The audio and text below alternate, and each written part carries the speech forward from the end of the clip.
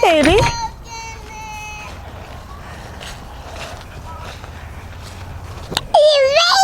It's a baby. That's you. Hi, guys. Welcome back to Heritage Homestead. It's good to be back with you after a week away. I've been sick, so my voice isn't quite normal, but I'm feeling ready for some time in the garden. We had our first nighttime temps in the 30s last night, so it's time for me to get my garlic in the ground and get some of these garden beds ready for winter. A few of them are still full of fall crops. I've got kale, lettuces, broccoli, and I'll cover those at night to protect them, but the rest of the garden's ready to be tucked in. I've got my tiny, noisy assistant with me, so things might go slowly today, but they'll get done. I'm gonna start with harvesting the last of my peppers, and then we're gonna turn this bed over, turn it into garlic. Here you go. Can you drop it in there? Drop it in the basket. Put it in the basket. Good job. You got it, girl.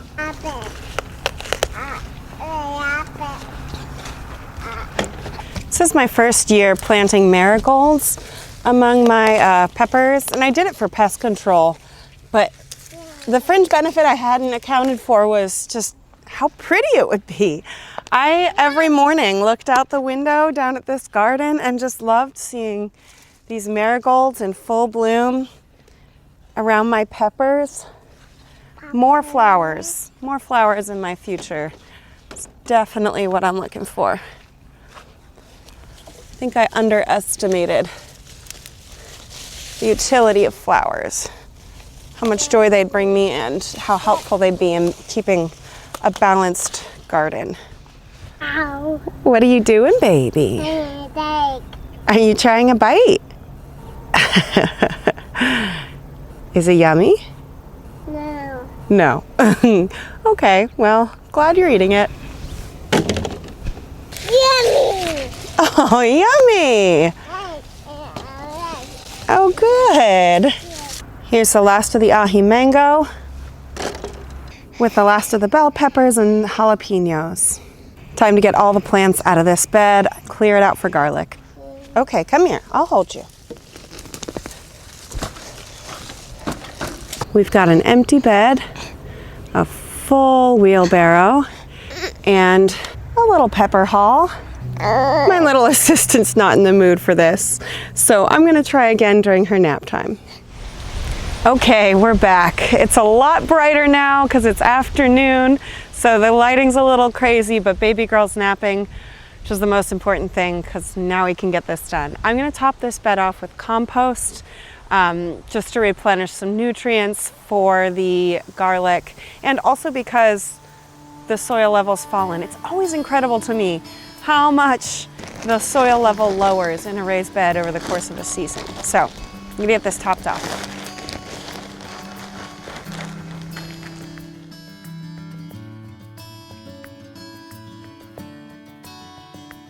So I'm planting two varieties today. I have a bag of German extra hardy and a bag of music.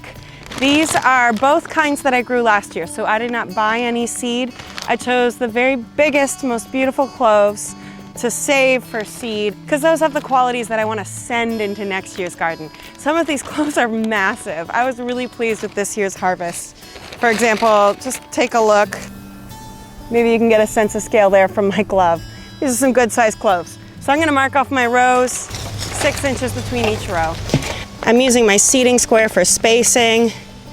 The blue dots are 6 inches apart, makes things easy. And I can fit 5 rows in this bed.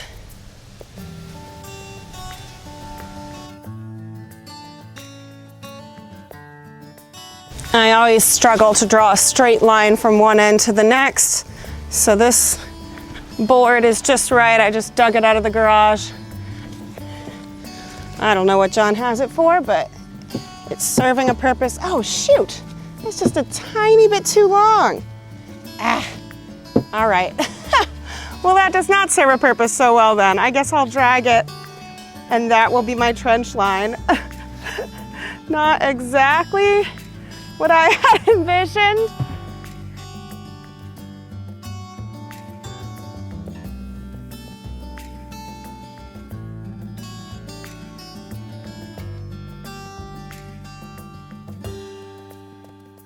I'm sprinkling some bone meal in each of these trenches. It's full of phosphorus, good for the development of large bulbs.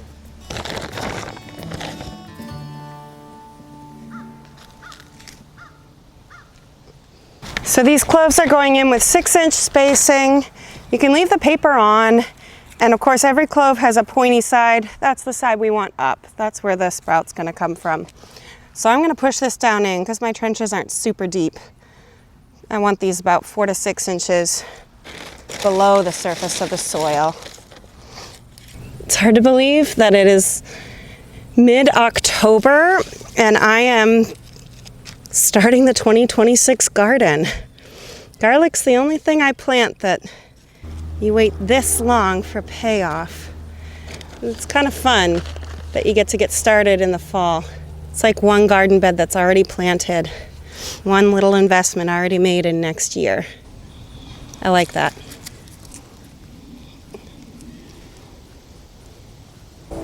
I love seeing them all lined up, ready to grow and feed us for all of next year. Well, season our food for all of next year.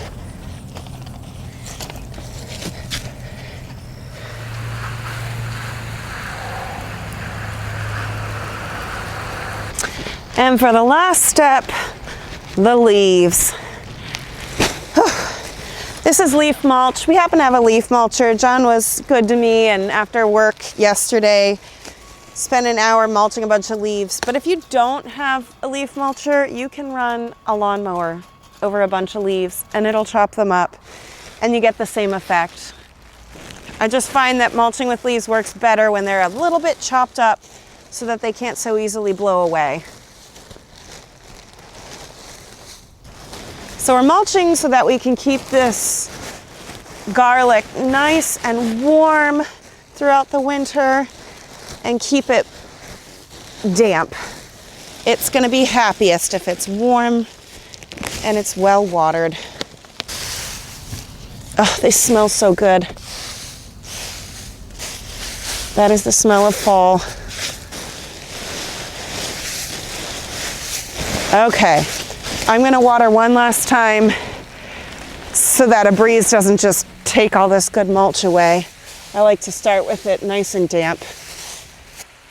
Garlic, check. That's been on my list for a little while, so I'm glad to have it done. The last thing I'm gonna do out here in the garden is prep one of my beds for winter. I thought I might prep a bunch of them, but running out of time and energy. So we take time to prep the beds for winter because actually, I shouldn't really call it prepping for winter. It's prepping for next gardening season. The 2026 garden is starting now with an investment in the soil. So because this bed has given a lot over the summer and spring seasons, it needs to be replenished and prepared for the next season. I've seen lots of great articles and videos about prepping beds for winter, but really the process is simple. You know, I've seen lists of 11 things to do in your garden to prepare for winter. I can manage 2. So if you'd all like me, do these 2 things if you're a gardener: compost, add compost, and cover. Compost and cover.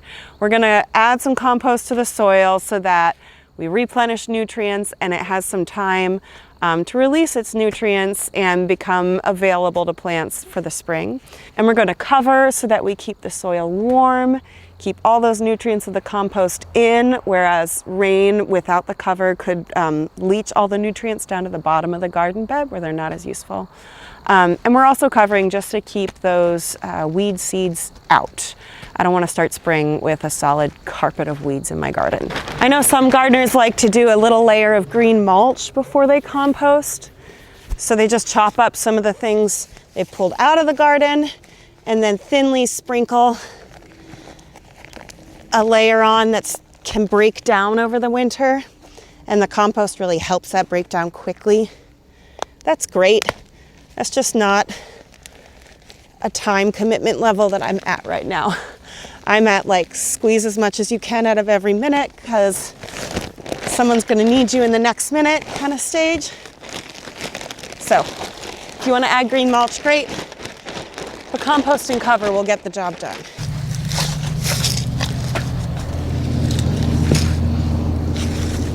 For the cover, I'm going to use leaf mulch again because I have an almost endless supply of it.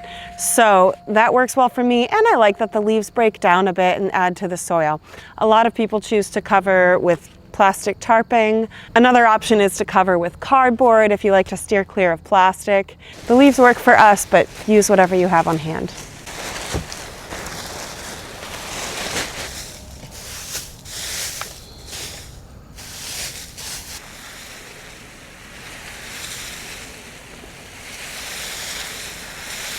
That's it for garden work for today. I'm ready for some pumpkin muffins.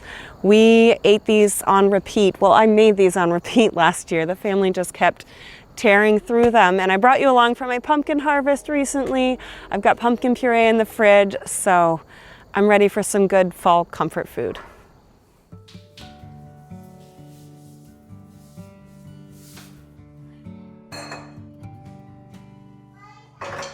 These pumpkin muffins are gluten-free. They're made with oat flour, and I really like the texture. My husband and I happen to be mostly gluten-free, but this is something that I would feel good about serving to guests who aren't gluten-free. I don't think this recipe feels like a sacrifice when you're eating it. So maybe it's just because it's been a while since I've had things with gluten in them. Let me know if you feel differently, but I recommend it. So this recipe starts with eggs from our chickens and then pumpkin from that nice harvest we got recently. I'm noticing that even though I only grew one kind of pumpkin, the color of the flesh has varied from one to the next. This one was particularly orange and the flavor was especially good. I'm guessing it has something to do with maturity and size. Maybe some of them were overly mature. I'm not sure, but I'm really enjoying this one.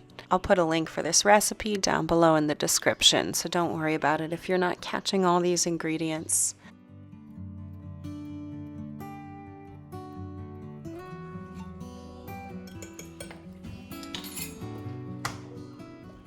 I'm looking forward to having these on hand for breakfast tomorrow morning. This is such a nice breakfast with a hot tea. My kids, my 6-year-old and my 4-year-old, seem to be going through growth spurts lately. They are just always hungry. It seems like my family's food consumption has gone up a good deal just in the last few months as they've gotten a little bit bigger. So having things like this on hand when they get hungry between meals is really nice. I do find that I have to remind myself. I love cooking from scratch, but I have to remind myself that this is an option, not a requirement. I don't know if anyone else feels this way. All these things that I like to do, like gardening and cooking and preserving, can so quickly go from a joy to a chore. And so I'm trying to hold a personal policy that just because I can do something doesn't mean I have to. My kids, like I said, are extra hungry right now, and so sometimes it's going to be homemade muffins with garden fresh ingredients, and then sometimes it's going to be store-bought granola bars, depending on what season we're in, what kind of time and energy I have. But today I'm happy to be able to make these. And honestly, I'll be happy for my kids to enjoy them, but I'm making them because I want to eat them today.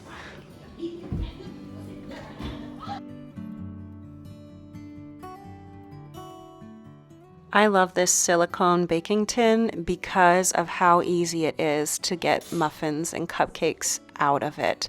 Everything just pops out when I push from underneath. I need to buy some more of these. I have one, but I'd like to have a couple.